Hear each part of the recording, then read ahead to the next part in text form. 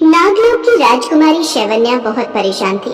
कुछ समय से उसके चेहरे पर भद्दे दाग हो गए थे, जिस कारण नागलोक के नगरों में रहने वाले बड़े नागराजाओं के पुत्र उससे विवाह नहीं करना चाहते थे। नागरानी सुपेला, हमारी पुत्री शैवन्या के विवाह के लिए हमने बड़े बड़े नाग कुमारों के लिए प्रस्ताव भेजा है, परंतु हमारी पुत्री शैवन्या के चेहरे को देखकर कोई भी नाग राजकुमार हाँ नहीं कहता। मुझे लगता है हमें अपने कुलगुरु से इस बारे में वार्तालाप करना चाहिए। शायद तुम ठीक कह रही हो नागरानी, हम आज ही कुलगुरु से भेंट करेंगे। नागराज और नागरानी दोनों कुलगुरु के पास जाते हैं और अपनी समस्या बताते हैं। नागराज यशवर्धन, इसका केवल एक ही उपाय है। नाग कन्या शैवन्या को पृथ्वी लोक में बने किसी सौंदर्य सदन में अपना श्रृंगार करना होगा, तभी नाग कन्या शैवन्या अपने चेहरे के इन दागों से छुटकारा पा सकती है। पर यह तो बहुत कठिन है कुलगुरु। इसके सिवा कोई और उपाय नहीं है। शैवन्या को पृथ्वी लोक जाना ही होगा। महल आकर शैवन्या के माता पिता उसे इस बारे में बताते हैं। ठीक है माताजी पिताजी, जैसा आप कहेंगे मैं वैसा ही करूंगी। मैं पृथ्वी लोक पर जाने के लिए तैयार हूँ, पर मेरी एक विनती है, मैं अकेली ही पृथ्वी लोक पर जाऊंगी। आप मेरे साथ किसी को भी नहीं भेजेंगे। ये कार्य मैं अकेले ही करना चाहती हूँ, इसलिए मैं नहीं चाहती मेरे कारण किसी को भी कोई परेशानी हो। पर बेटी, तुम बिल्कुल अकेली पृथ्वी लोक पर कैसे जाओगी? वहाँ किसी ने भी तुम्हें पहचान लिया तो तुम पर कोई संकट ना आ जाए पुत्री। आप चिंता मत करो माँ, मैं अपना ध्यान रखूंगी। अपने माता पिता से आज्ञा लेकर शैवन्या पृथ्वी लोक पर पहुंच जाती है और एक लड़की के रूप में आ जाती है, पर शैवन्या के चेहरे के निशान नहीं छिप पाते। ये इंसानी रूप ठीक रहेगा, इससे मुझे कोई पहचान भी नहीं पाएगा। हे राम, कैसा अंधा रिक्शा वाला है, टक्कर मारकर चला गया। मेरी तो चप्पल भी टूट गई। बेचारी कितनी परेशान हो रही है, मुझे इनकी मदद करनी चाहिए। रुकिए माँ जी, मैं आपकी मदद करती हूँ। जीती रहो बेटी, भगवान तुम्हारा भला करे। परेशान मत हो माँ जी, मैं आपको अपनी चप्पल दे देती हूँ। वास्तव में शैवन्या ने कोई चप्पल पहन ही नहीं रखी थी। वो जादू से एक चप्पल का जोड़ा बनाती है और उस बूढ़ी महिला को दे देती है। मेरा घर यही पास में ही है, आओ कुछ देर मेरे घर चलो। वैसे तुम्हारा नाम क्या है? मेरा नाम शैवन्या है। बड़ा ही प्यारा नाम है। इस तरह से शैवन्या उस बूढ़ी महिला के साथ बात करते हुए उसके घर पहुंचती है। तुम एक काम क्यों नहीं करती? जब तक तुम्हें किराए पर घर नहीं मिल जाता तुम मेरे घर पर ही रह लो। और इस तरह शैवन्या बूढ़ी महिला के घर में रहने लगी। माँ से बात किए बहुत दिन हो गए। एक बार जादुई शीशे की सहायता से माँ और पिताजी से बात करती हूँ। शैवन्या जादुई शीशे की सहायता से अपने माता पिता को देखती है। शैवन्या बेटी, तू कैसी है? तू ठीक तो है ना? शैवन्या बेटी, तुम इस वक्त कहाँ हो? तुम अपने असली रूप में तो नहीं आई हो ना? माँ पिताजी आप चिंता मत करो, मैं इंसानी रूप में ही अपने सारे कार्य कर रही हूँ। मैं एक साधारण महिला की तरह ही यहाँ रहूंगी, किसी को भी मुझ पर शक नहीं होगा। आप दोनों अपना ख्याल रखना, मैं जल्द ही लौटूंगी। शैवन्या अपने माता पिता से बात करके रसोई में खाना बनाने के लिए जाती है। माँ जी, आज खाना मैं बनाऊं, अगर आपको बुरा न लगे तो? क्यों नहीं बेटी, तुम्हें जो खाना है वो रसोई में बना सकती हो। शैवन्या रसोई में जाकर जादू से सारा खाना तैयार करती है। इतनी देर में सुधीर भी आ जाता है। तुम कौन हो और मेरे घर में क्या कर रही हो? सुधीर बेटा, ये शैवन्या है। आज दोपहर को मैं जब सुधीर की माँ से सारी बात बताती है। माँ, ऐसे किसी पर भरोसा नहीं करते। न जाने कौन है, कहाँ से आई है, और तुमने तो अपना पूरा घर ही उसे दे दिया। माँ, तुम बहुत सीधी हो। सुधीर बेटा, ऐसी बात नहीं है, वो बच्ची बहुत अच्छी है। सुधीर की सारी बातें शैवन्या सुन लेती है और वहाँ से जाने लगती है। माँ जी, मुझे लगता है मेरा यहाँ रहना ठीक नहीं। सुधीर जी नहीं चाहते कि मैं यहाँ पर रहूं, और आप दोनों के बीच में मेरी वजह से कोई मनमुटाव हो, ये मुझे अच्छा नहीं लगेगा। मैं कहीं और अपने रहने का इंतजाम कर लूंगी। अरे नहीं बेटा, ऐसा ना कहो। सुधीर, तू अपने कमरे में जा, मैं तेरे लिए वही खाना लेकर आती हूँ। शैवन्या के आ जाने से उस बूढ़ी महिला को बहुत आराम हो गया था। एक शाम शैवन्या बाजार से आ रही थी, तभी मोहल्ले के कुछ लड़के उसके पीछे पड़ जाते हैं। अरे ये तो वही लड़की है ना जो आजकल सुमन आंटी के घर में रुकी हुई है? हाँ भैया, सुधीर भैया के तो मजे हैं। एक अकेली लड़की उनके घर में रह रही है, और वो भी बिना किसी रिश्ते के। भाई वैसे देखने में तो बिल्कुल सुंदर नहीं है, इसके चेहरे पर कितने गंदे निशान हैं। फिर कैसे पसंद किया? मन तो कर रहा है अभी अपने असली रूप में आकर इन दोनों को दस लूं, पर मैं ऐसा नहीं कर सकती, मेरा सच सामने आ जाएगा। तभी सुधीर भी वहां से निकल रहा था। तुम दोनों की हिम्मत कैसे हुई है? शबन्या को कुछ कहने की हिम्मत कैसे हुई तुम दोनों की? अभी बताता हूँ। अबे तेरी ये लगती कौन है? ये मेरी होने वाली पत्नी है और कुछ ही दिनों में हम दोनों की शादी हो रही है, समझे? घर आकर सारी बात अपनी माँ से कहता है। अगर मैंने इस शादी के लिए मना किया तो ये लोग मुझ पर शक करेंगे। मुझे शादी के लिए हाँ कहना ही होगा। मेरे पास ये अच्छा मौका है, इसी बहाने मैं किसी सौंदर्य सदन में तैयार भी हो जाऊंगी और तैयार होते ही मेरे चेहरे के भद्दे निशान गायब हो जाएंगे। फिर मैं नागलोक वापस लौट जाऊंगी।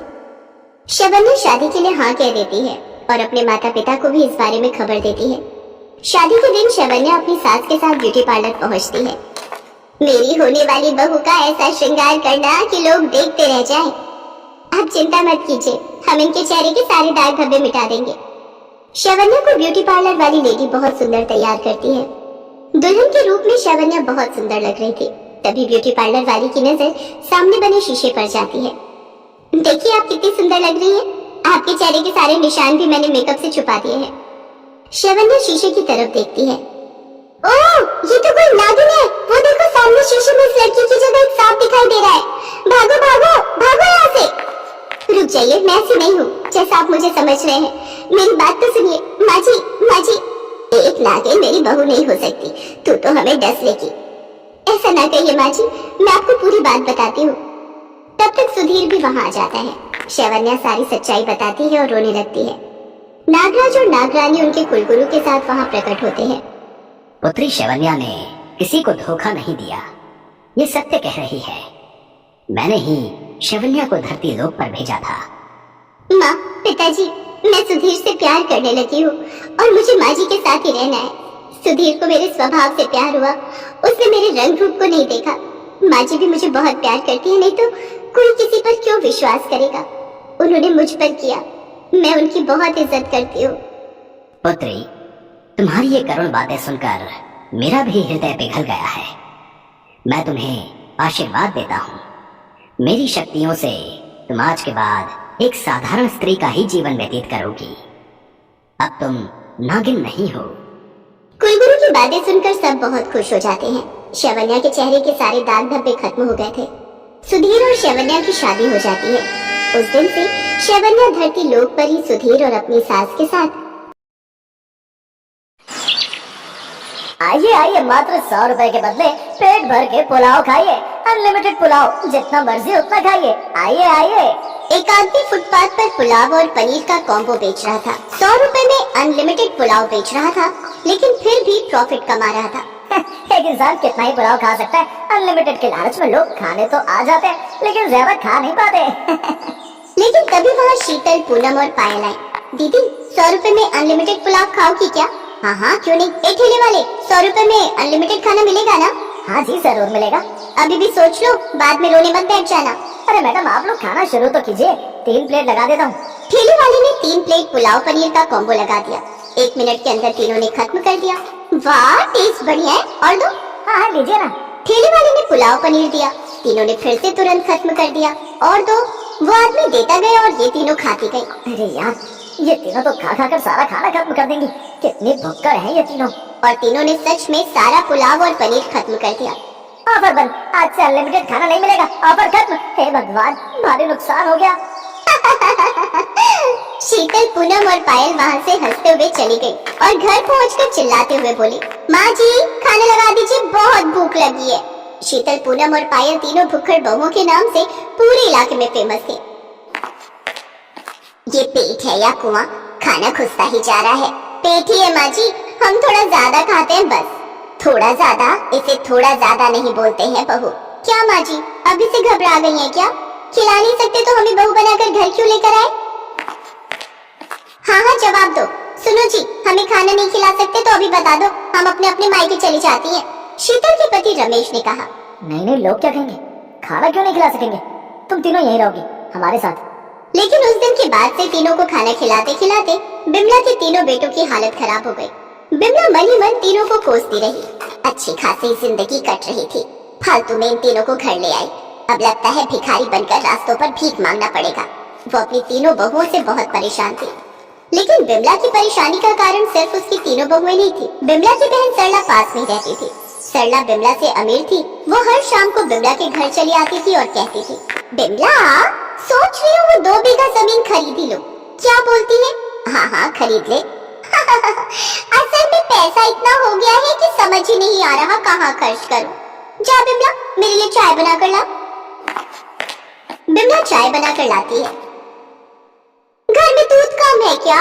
मैं थोड़ा ज्यादा दूध वाली चाय पीती हूँ, गरीबी की आदत नहीं है ना। बिमला बहुत अकेली पड़ गई थी।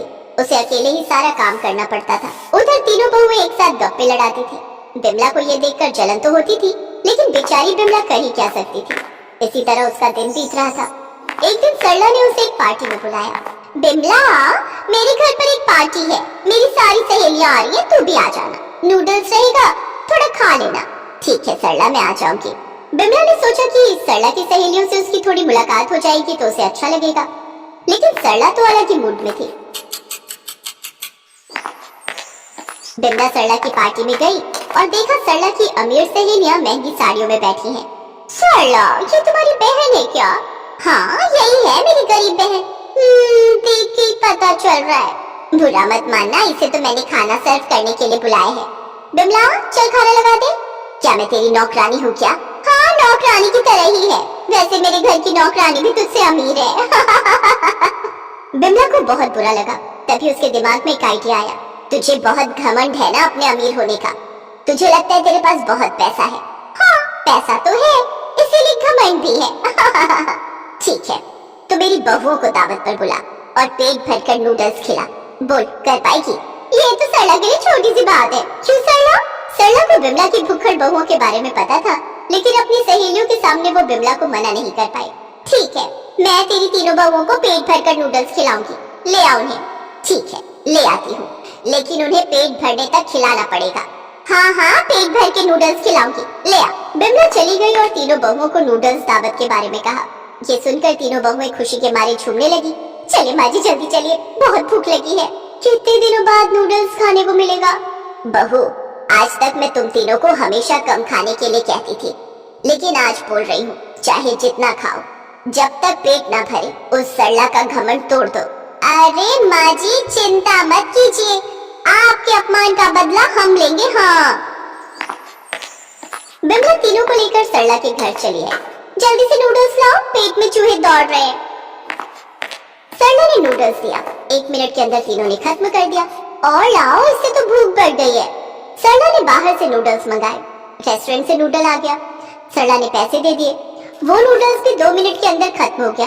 अरे यार क्या थोड़ा थोड़ा करके नूडल्स ला रहे हो, बाल्टियां भर के मंगाओ ना। बाल्टियां भर के? ठीक है। सरला ने आसपास के सभी रेस्टोरेंट से नूडल्स मंगाने शुरू कर दिए। बिमला पास में मुस्कुराने लगी और तीनों बहुएं खाती रह गई। आसपास के सभी रेस्टोरेंट में भी नूडल्स खत्म हो गए। तब सरला दूर के रेस्टोरेंट से नूडल्स मंगाने लगी।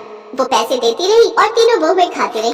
तीनों ने पूरी रात नूडल्स खाया और सुबह डकार लेकर बोला, अब थोड़ा मंचूरियन हो जाए तो मजा आ जाएगा।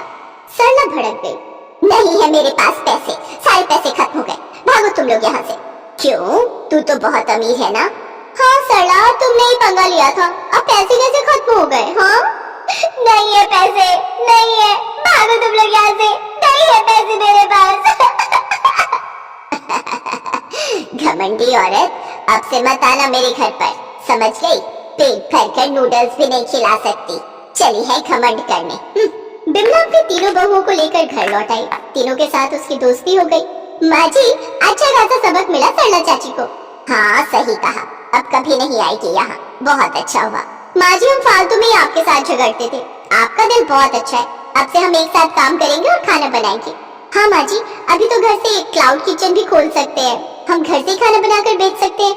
हाँ उससे पैसे कमा सकते हैं, हमें पता है कि हम ज्यादा खाते हैं, अब से सभी मिलकर खाना बनाएंगे, पैसे कमाएंगे और खाने का टेंशन भी नहीं रहेगा। उसके बाद से बिमला अपनी तीनों भुक्खड़ बहुओं के साथ हर रोज खाना बनाकर घर से ही बेचने लगी और पैसे कमाने लगी। बिमला के घर में भी सुख और शांति छा गई और ऐसे ही सभी खुशी खुशी रह